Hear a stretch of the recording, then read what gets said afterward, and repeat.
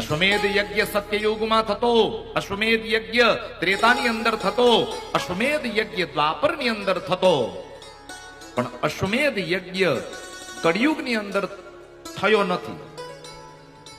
અને કોઈ કોઈ જગ્યાએ કદાચ થયો હોય તો મારી જાણકારીમાં નથી, પણ હું તમને બધાને એક સારા સમાચાર આપવા માંગુ છું ભાટિયા પરિવારને.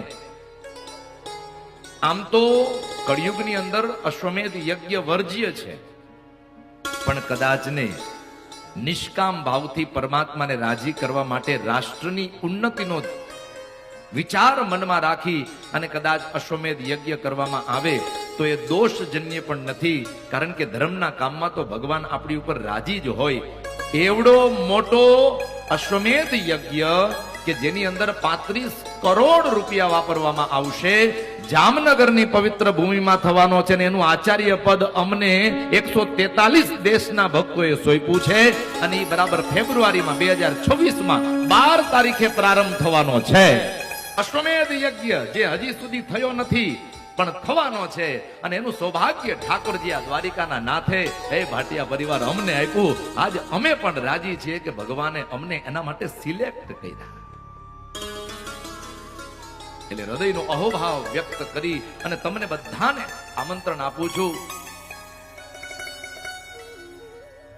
એક સુંદર મજાનું ફાઉન્ડેશન છે. ફાઉન્ડેશન 143 દેશના લોકો આ અશ્વમેધ યજ્ઞનું આયોજન કરી રહ્યા છે જામનગરના ભવ્ય વિશાળ પટાંગણની અંદર. અને આજે ભવ્ય યજ્ઞ 9 દિવસ સુધી ચાલશે.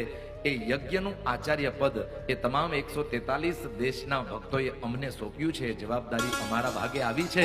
બસ દ્વારિકાધીશને પ્રાર્થના કરજો આ અશ્વમેધ યજ્ઞ જેમ યુધિષ્ઠિર મહારાજનો અશ્વમેધ યજ્ઞ ભગવાન દ્વારિકાધીશે હેમખેમ પૂરો કરાવ્યો, એમ આ અશ્વમેધ યજ્ઞને પણ ઠાકોરજી હેમખેમ પૂરો કરાવે એવી તમે ભગવાનને પ્રાર્થના કરજો.